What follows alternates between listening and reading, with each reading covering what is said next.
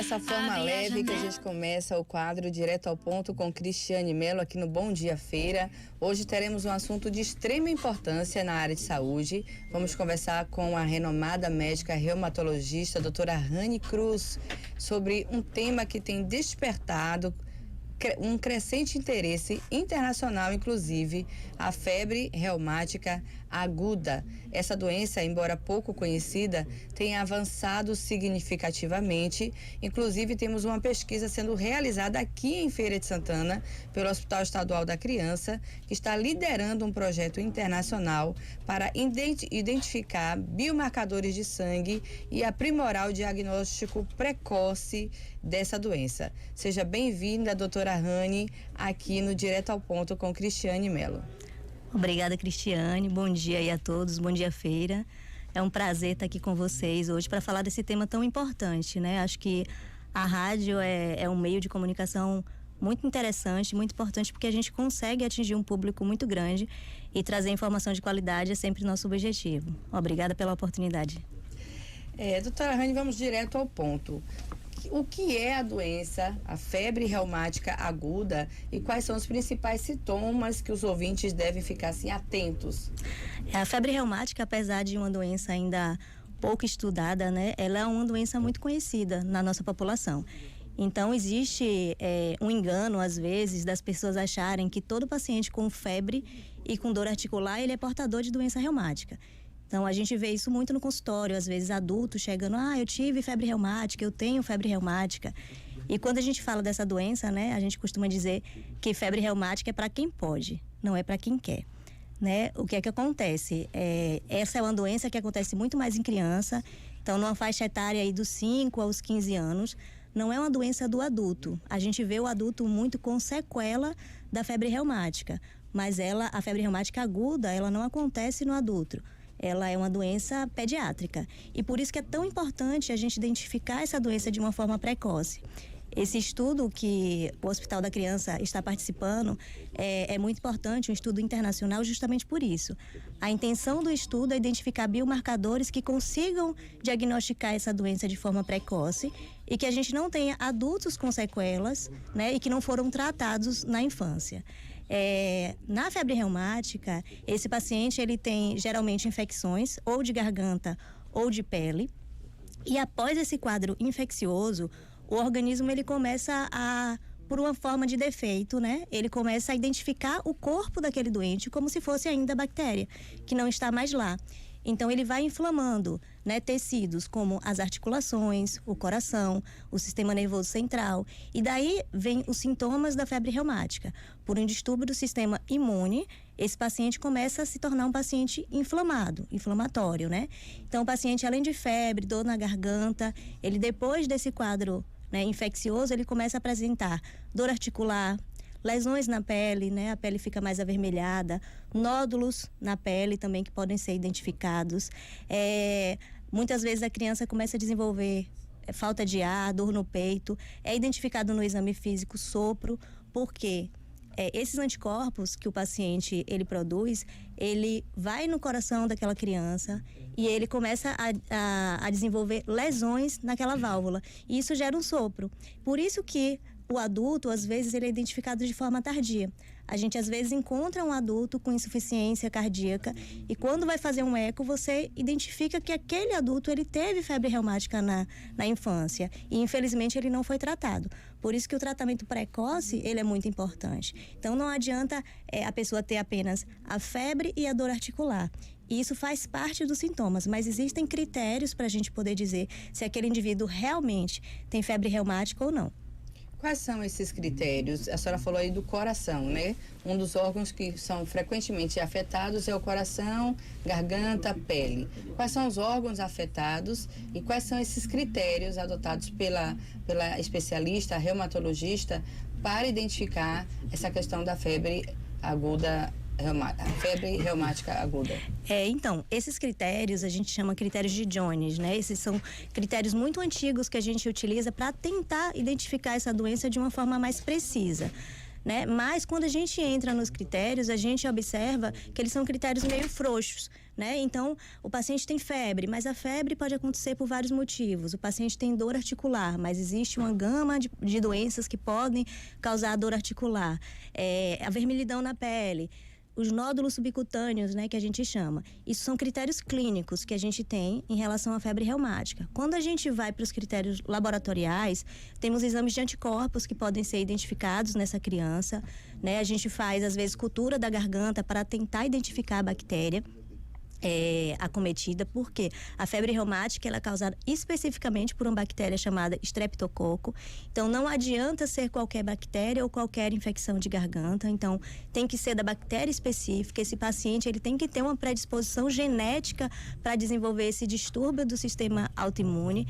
E por isso que a gente diz, né, que a febre reumática não é para quem quer, é para quem pode, porque além da bactéria ser específica, existe a questão genética. Esse paciente ele tem que ter uma genética de uma predisposição a desenvolver aqueles sintomas, aquele defeito no sistema imune. Quando a gente vai para os exames complementares, temos o eco, né? O ecocardiograma, que às vezes identifica essa lesão na válvula. São lesões bem direcionadas, geralmente a gente olha, né? O cardiologista olha e diz, não, essa lesão ela é uma lesão característica da febre reumática. Tem um eletrocardiograma, que tem algumas alterações também específicas. Então, são critérios, apesar de frouxos, né? Como a gente diz, porque pode acontecer em outras doenças, quando a gente junta isso tudo, né? Então, o paciente que vai pontuando dentro desse critério, a gente consegue fechar um diagnóstico e tratar essa criança de uma forma adequada para evitar que essa criança tenha as sequelas da febre reumática. Então, a febre reumática aguda precisa ser tratada para a gente evitar a cronicidade dessa doença. Nós estamos conversando com a médica reumatologista, a doutora Rani Cruz, sobre a febre reumática, tá bom? Muitas vezes, compreender e reconhecer os sinais iniciais pode ser fundamental para um tratamento bem sucedido, doutora. Quais são essas dicas que a senhora daria aqui aos ouvintes para identificar possíveis sinais precoces dessa doença? E se descobrir precocemente as chances de tratamento, essa doença tem cura? Então, essa é uma excelente pergunta, né? A febre reumática, ela não tem cura. A gente tem a prevenção de que novos surtos aconteçam e que esse paciente se cronifique, né? Então, uma criança que teve infecção de garganta ou infecção de pele, isso é muito importante falar, porque as pessoas acham que febre reumática só acontece com infecção de garganta, após uma faringite. Não, a infecção de pele também pode levar ao desenvolvimento desses anticorpos. Febre, infecção de garganta ou infecção de pele, e depois desse episódio a criança começa a desenvolver dores articulares, essa criança precisa ser avaliada por um reumatologista experiente na área, né? Às vezes a gente pega crianças já tratando como febre reumática, que não passou pelo especialista, e a gente pega diagnósticos precoces, né? E às vezes até errados, uma criança tratando com medicação, mas que não tem um diagnóstico real de febre reumática, e isso é importante porque o tratamento ele é doloroso.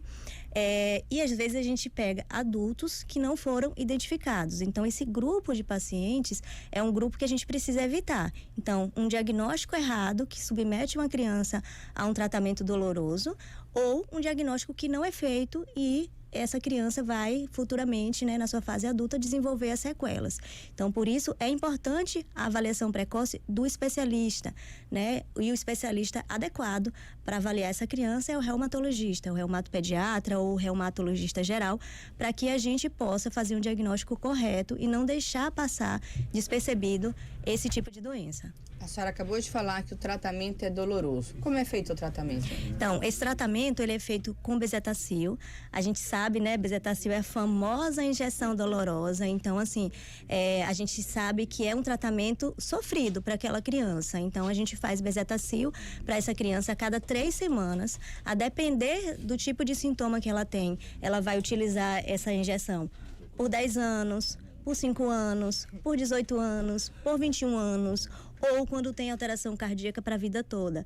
Então, assim, é doloroso o tratamento. Então, a gente às vezes dá um diagnóstico errado de uma febre reumática para essa criança, você está submetendo ela a fazer injeção de bezetacil a cada 3 semanas, às vezes por 10 anos, 15 anos, por 18 anos, a depender da idade dessa criança. Então, o diagnóstico tem que ser o mais preciso possível, apesar dos critérios eles ainda serem critérios, né, que deixam, às vezes, a desejar, precisa ser revisado, precisa ser revisto, e por isso a importância tão grande dessa pesquisa que está sendo feita pelo EC, uma pesquisa internacional que deixa a nossa cidade em evidência, né, com profissionais muito habilitados. A gente tem orgulho de dizer que o EC faz parte da nossa cidade, porque é um hospital de excelência no tratamento da pediatria, e o objetivo dessa pesquisa é tentar trazer exames que sejam mais precisos nesse diagnóstico, para a gente não deixar esse diagnóstico passar, não deixar essa doença se cronificar e não tratar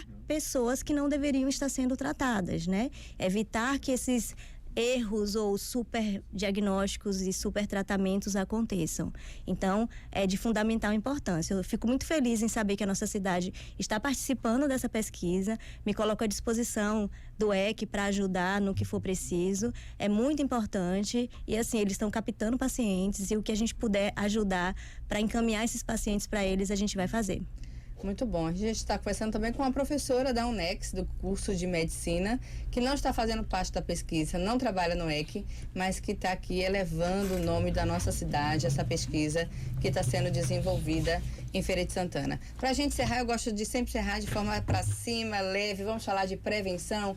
Existe prevenção para essa doença? É uma doença hereditária, mas existe prevenção?